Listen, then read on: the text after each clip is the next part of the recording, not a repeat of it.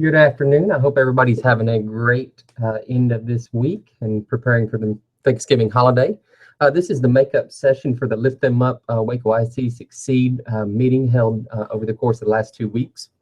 Though it says secondary, we have this one for both elementary and secondary. So if you're in attendance, thank you for taking the time to view this webinar. It will be short and to the point. This is the last session that we have prior to the end of the year for secondary. Elementary, we only have one additional meeting in the second semester. The rest of the content will be delivered in this online format. So if you're on here, already viewed it in the webinar, you'll be ready for the next session as well. So again, I appreciate you guys being here and taking the time to view this. And let's get started. So today we're just going to go over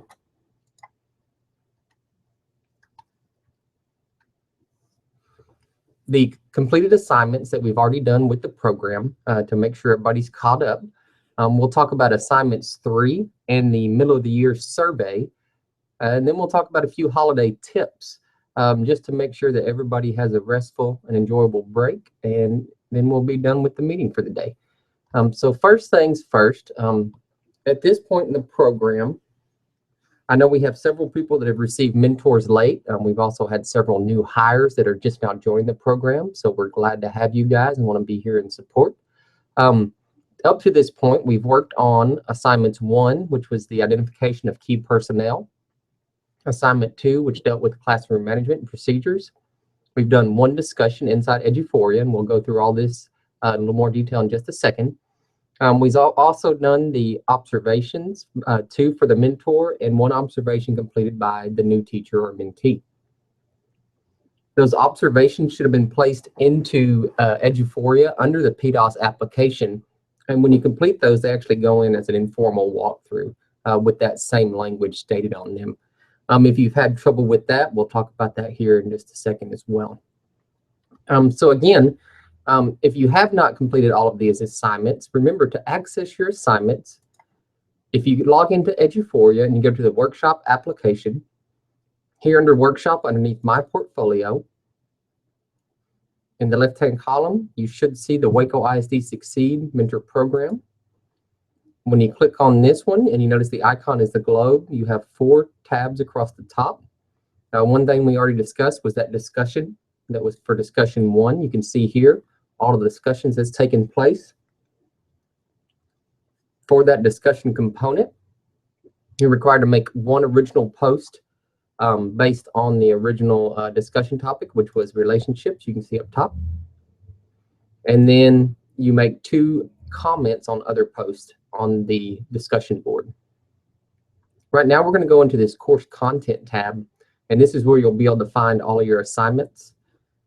And here you see assignments. We're going to click view. And you see in the left-hand column, it lists each of the assignments.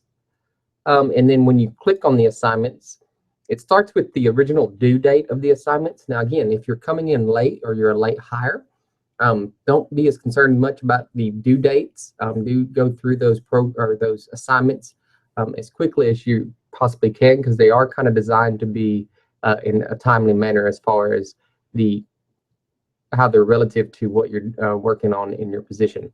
You can see under the assignments, we have links for mentee and mentor. But again, when we talk about the assignments completed, assignment 1, 2, discussion 1, and then your observations, those instructions are there as well. If you've had any trouble completing your observation in Eduphoria, part of it could be you may not have access. If you open PDOS in Eduphoria and you do not have this tab that I'm circling here with the cursor called Evaluations, email me directly, patrick.upmore@wacoisd.org, so I can get you those rights assigned in Eduphoria so you have the Evaluations tab to complete that. But again, once you follow the directions, it should be pretty easy to go through. It's a very simple form. A lot of you have done the observation, just have not entered it into PDOS. That's okay. You can go back in the evaluation and place the date when you completed it, but get that in at your earliest convenience.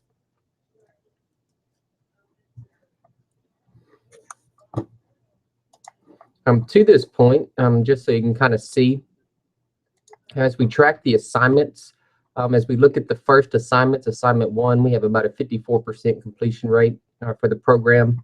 Assignment 2, and you can see it kind of trails off. I haven't currently calculated the total on the observations, but I know that the numbers are lower than they need to be. So again, just make sure that you're trying to keep up to the best of your ability with the assignments. And if you have any questions, please catch myself or one of the instructional coaches on campus, and we'll be happy to help and get you caught up.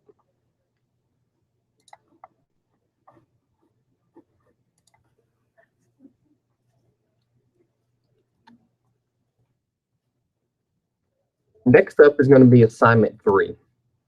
Now, assignment 3 is due December the 18th, along with a short survey. Assignment 3 is really what's going to guide you through the rest of the year. And it's a reflection and goals that's completed by both the new teacher and the mentor. The assignments are separate. They are 2 different assignments, but there is a portion that the mentor and new teacher sit down and work on the goal setting. And so we would definitely want to talk about that piece. So again, to access assignment 3, when you go under assignments, and you can see we have the 2 separate links. So I'm going to click on the one for the new teacher. Now, when you click on the link, it's just going to ask you for your basic information. This is so we know who is submitting the assignment. Begin form, and then there's the assignment to complete. So as a new teacher, what we're asking is that you identify 3 strengths you feel like you have in the classroom, and then on the flip side, identify 3 areas that you would like to improve upon in the classroom as well. Now, we want to be thoughtful in the improvement areas because we don't want to select something that's so big we're not going to be able to make improvement on that throughout the second semester. So think about things you want to work on. Go easy on yourself as you're self-evaluating as well. Now, on the other side, the mentors will complete nearly the same assignment. We want them to identify 3 strengths as well.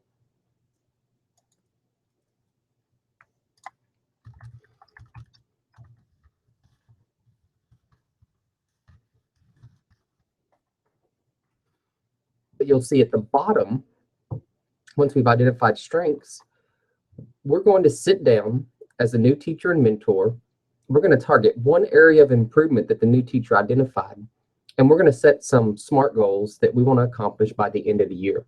So you can see we're going to take this goal and we're going to break it out into 3 chunks with specific target dates and steps that we can take in meeting the end of the year goal.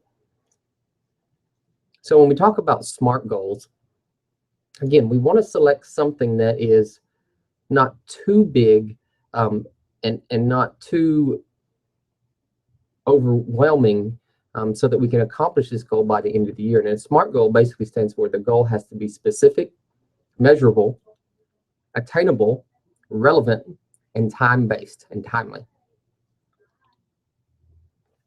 So with that, a good example would always be, as we come towards the new year, a lot of people are going to make the goal of weight loss. Well, weight loss is a very general goal.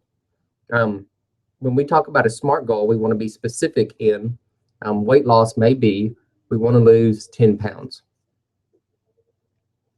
But even better, it could be 10 pounds by, and you give yourself a date. Now, you're not going to say I want to lose 10 pounds by tomorrow because, again, that's not going to be timely or attainable. So you want to be specific in the amount. You want to be specific in the timing. You want it to be something that's measurable. Weight loss is measurable. In the classroom, if we're talking classroom management, we don't want to go global and say, I want to be better at classroom management. We want to talk about specific pieces or specific components. Perhaps it's how you work your procedures for the start of class, or you want to get better at your organization in the classroom. So you want to be very specific in your goal. You want it to be measurable so you can follow up throughout the course of the second semester to see if you're reaching that goal. You want it to be attainable. You want to stretch yourself, but you don't want to push yourself too far, because what we don't want to happen is for you to set a goal that's too lofty and then feel that you failed. Of course, we want it to be relevant to your classroom and what you as a professional want to grow in throughout the course of the second semester. And again, we want it to be timely. So this is a goal that we can reach by the end of the second semester. I'm going to stop here just briefly. So since you've started the webinar, I do want to make sure that everybody gets signed in to get credit. I like to kind of put this in the middle of the webinar. But what I'm going to do is I'm going to pull up a page, and it's got a link on it. This is to a Google form. It's basically going to be an online sign-in sheet. It asks you basically for your name and your employee ID. So if you take just a few minutes and go ahead and log in to that URL. While you're doing that, as we're in the topic of the SMART goals being set by, such as weight loss, here's a little weight loss humor for you.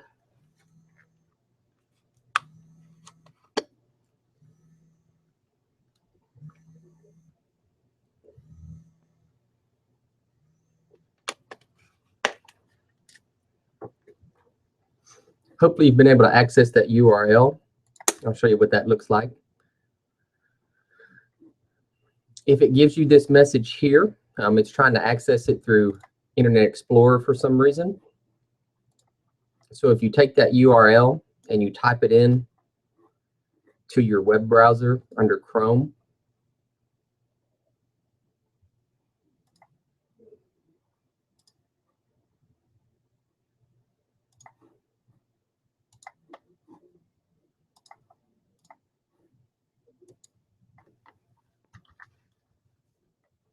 you'll be able to access the sign-in sheet. Looks just like this.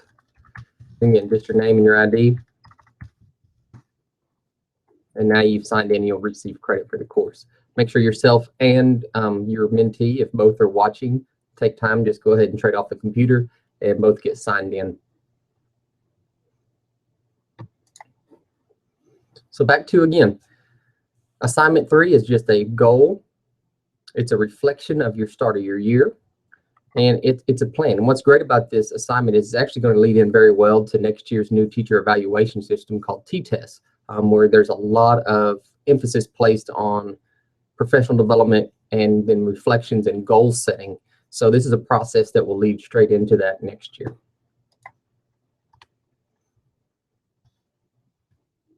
The next component is the middle of the year survey. Now this is for both mentors and mentees. Please be open and honest. We've taken all of the suggestions regarding this program from our mentors and new teachers over the past 3 years and made a lot of changes. The biggest one this year is that your second semester is really, we took out a lot of the work that occurred during the second semester because of how busy you are and the time you do not have to put towards this program. So we've moved a lot of things up front to this first semester and really release you to your relationship with your mentor, new teacher in the second semester. So please be open and honest with your feedback, and then just go ahead and be real honest. And that way we can help improve the program. I have a pretty thick skin, so if you have some things you don't like, please don't be afraid to share those with me. If you're not comfortable going only through the survey, fill out the survey. If you want to send me an email or call me at the office, I take feedback that way as well, so I'd really appreciate it. During the second semester, again, all we have at secondary level, and for the most part elementary as well, minus elementary who has one more meeting. We have one more observation that the mentor completes, and then at the end of the year, as far as assignments, the new teacher will finish one more set of surveys. They'll do a survey for the program overall one more time, and then they'll also do an evaluation of their instructional coach to let me know kind of how that process is going, and that date should be 2016. As far as meetings for secondary, we have one presentation that'll be available in January. That'll be online, just kind of guide you through the end of the year. And then we'll meet final face-to-face in May. So again, you're really open in the second semester. If you need help and support, please contact the office or contact one of my instructional coaches, and we will be out there to support you in any way we can. Elementary will have one additional meeting. We like to get together and kind of celebrate a little bit differently with the elementary programs. So again, that's all we have left in the second semester, so we're wrapping up very quickly, and I think everybody's getting ready for this holiday season. So here we go. A lot of this is just kind of common sense, common information. Our veteran teachers will tell you a lot about this holiday time of the year. As a new teacher, this holiday, as I told you during new teacher induction, is probably the best time Thanksgiving you've ever had. This is the time when you begin to feel a little bit overwhelmed. The students are getting a little squirrely because they're excited about the holiday, or some of them are not excited. They no longer have the safety and structure of the school for a week, so they don't know where they're going or what's in store for them for that week. So they begin to show behaviors at school that aren't typical to them. So just a couple holiday tips, because we really want you guys to take some time for yourself to make sure that you come back refreshed, and that when you come back from the holiday, you're prepared to start back. So a couple things. One, stay away from the negativity. Again, the students are in several different states. Some are very excited. Some are not as excited. The holidays are a tough time and they're a busy time. So you can focus on the negative behaviors and negative pieces that are occurring in the classroom, but we try to stay away from sharing that out with all your fellow colleagues, because it tends to snowball into a very negative climate. So try to stay positive through this holiday season. Bring in the holiday cheer. You know, we are not a denominational specific community, but we do celebrate the season. We do celebrate some of the pieces as a whole. So bring that holiday cheer into the classroom, incorporate it, get your children involved with it, get your students excited about this holiday season. Stay on top of students to finish makeup work early. As a new teacher, you've already witnessed and felt the students running up to you asking for what can they do to make up the assignment? What can they do to bring up their grade? Well, as we come to the end of the first semester, those students that are on the cusp of failing this first semester really begin to have a lot of concern about their grade that you've hoped they had or wish they had throughout the first semester. So stay on top of them now. When you come back from Thanksgiving, this 3-week period is probably one of the most difficult periods during the year. The students, again, know that Christmas is coming. We know Christmas is coming, and that 3-week period is very difficult. You have to do your best to try to keep the students staying up with their work, because otherwise in that last week you will be going through a lot to help those children that have the missing assignments or need the makeup grades to get that first semester grade up. Keep teaching and keep engaging. If you take a break during this time, the students will definitely, the behavior will show.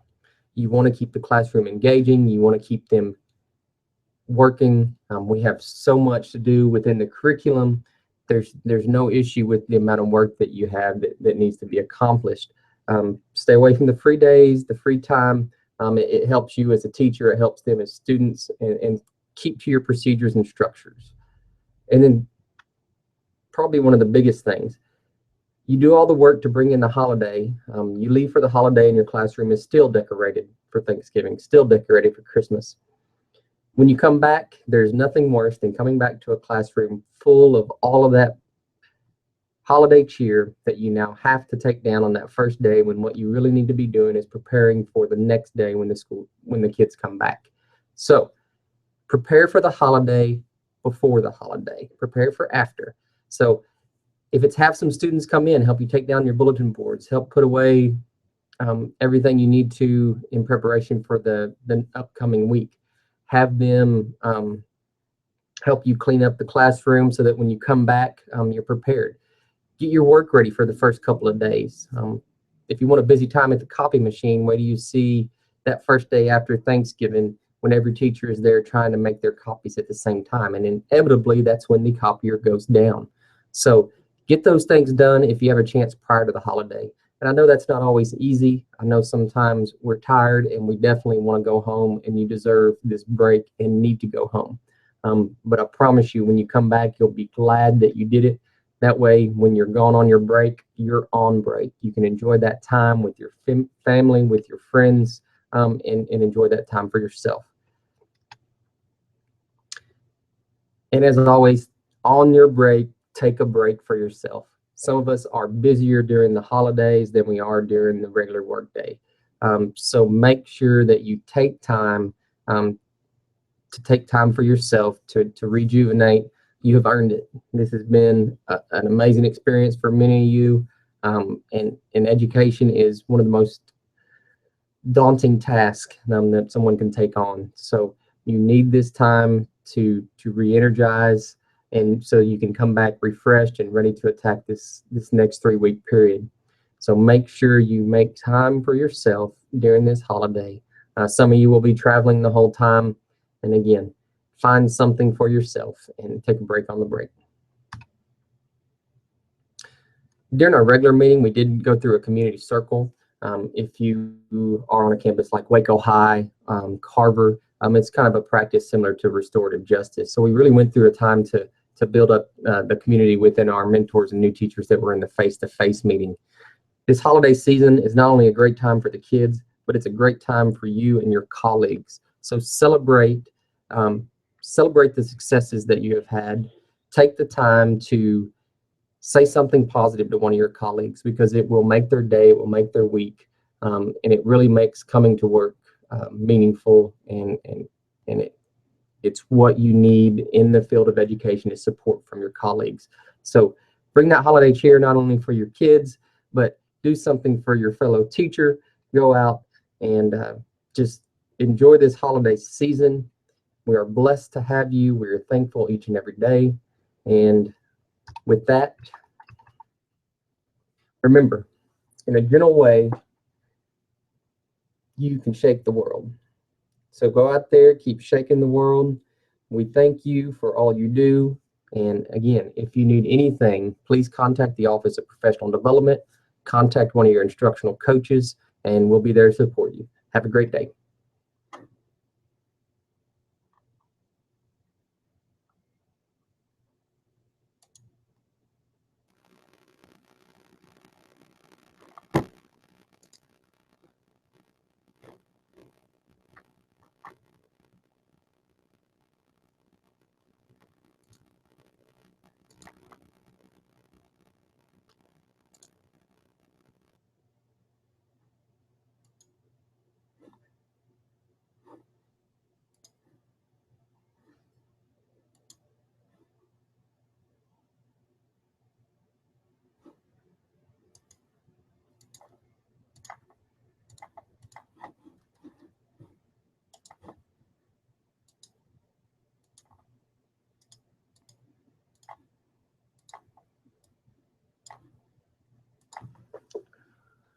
Mm-mm-mm-mm.